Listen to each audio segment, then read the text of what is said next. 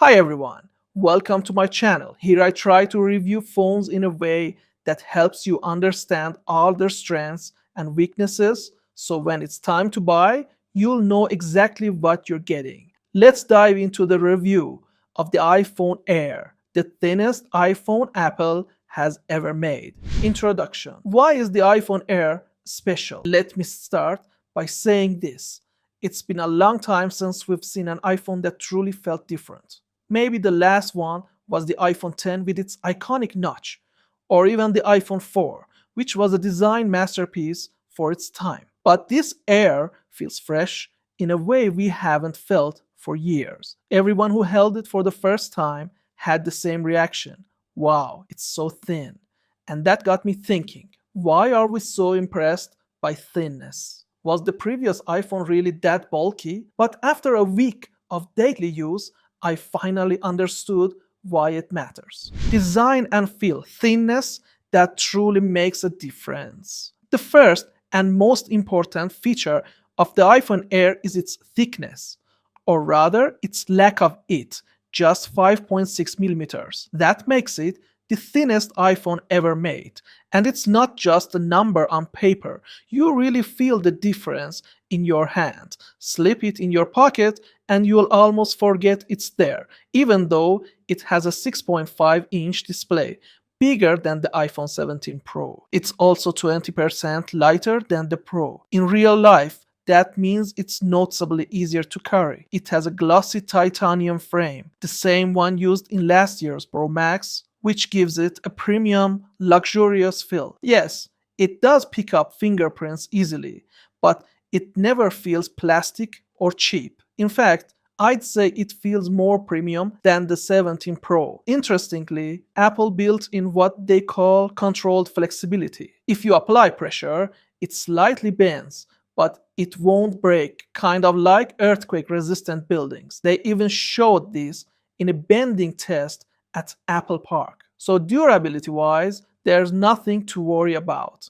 Display, the Pro's screen, just in a different size. Now, about the display, it's a 6.5-inch Super Retina XDR panel with ProMotion. Spec-wise, it's identical to the Pro models. 120Hz refresh rate, 3000 nits peak brightness, new ceramic shield, to anti-reflective coating. That coating really makes a difference. When I stood outdoors under direct sunlight and compared it with last year's 16 Pro Max, the Air reflected noticeably less. It's still not quite on Samsung S25 Ultra's level, but Apple's finally catching up. And the size? It's what I'd call the Goldilocks zone. Not too small, like the iPhone 17, not too big like the Pro Max. Perfect for watching movies, gaming, and still comfortable to use one-handed.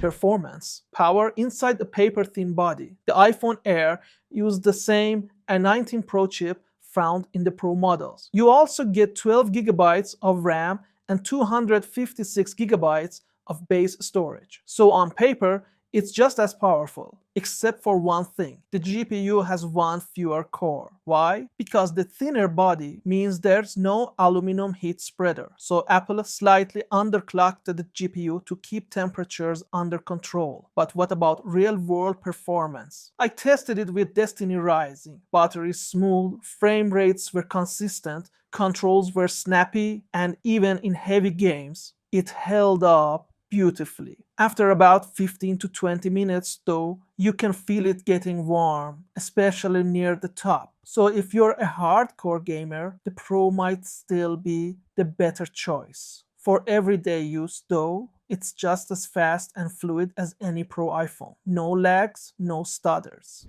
Battery, the Air's weak spot. Here's where the Air falls a bit short. Apple claims around 27 hours of video playback, similar to last year's Pro. In my testing, I got about 6 hours of screen on time, which means it lasts a full day, but not much more. Apple also made a MagSafe battery pack specifically for the Air. It costs $99 and adds about 13 extra hours. But it's pricey and only works with this model. So if you're getting the Air, I'd say a good power bank is a must. Cameras. Great selfie, limited rear setup. Here's where the Air clearly differs from the Pro lineup. On the back, you only get one 48 megapixel fusion camera. No ultra wide, no telephoto. So if you love zoom or wide landscape shots, you will miss those here. But the front camera is a different story. It's an all-new 18 megapixel sensor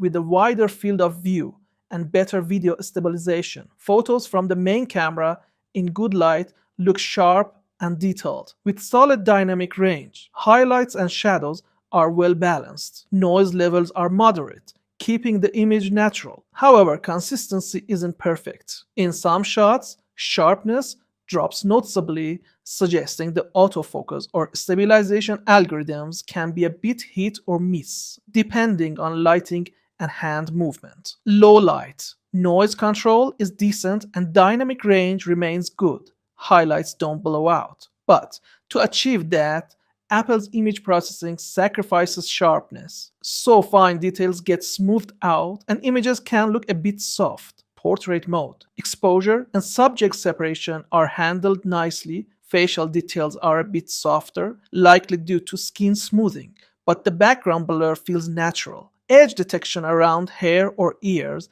isn't flawless though. Square selfies, perfectly good for social media, slightly softened for a flattering look, but still natural. Dynamic range is excellent. Backgrounds are well exposed and details stay intact. Noise is kept low, making photos clean and pleasant. 2x zoom. Quality is fine, but not amazing. Since there's no dedicated telephoto lens, this is a sensor crop plus software processing. It's perfectly fine for casual use or social posts. But at 100% crop, you'll notice softer detail and more noise.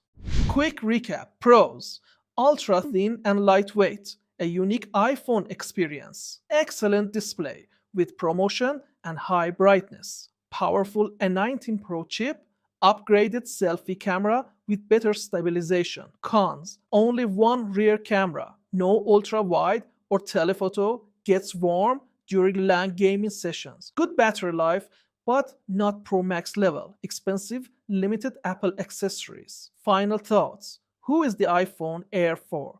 The iPhone Air isn't your average iPhone. It feels more like a glimpse into Apple's future. It's perfect for those who don't need the raw power of the Pro Max but want something different, light, elegant, and premium. If you're into photography or heavy gaming and want the longest battery life possible, go for the Pro or Pro Max instead. But for those who say, I don't want the same boring iPhone everyone else has, but the Pro feels too heavy, this is exactly the sweet spot. Stylish, sleek, and refreshingly different. That's my experience and review of the iPhone Air. Now it's your turn. Would you trade a few extra camera lenses and a bigger battery for this ultra thin, unique design? Or do you still think the Pro is the smarter choice? Thanks for watching till the end. See you in the next one. Goodbye.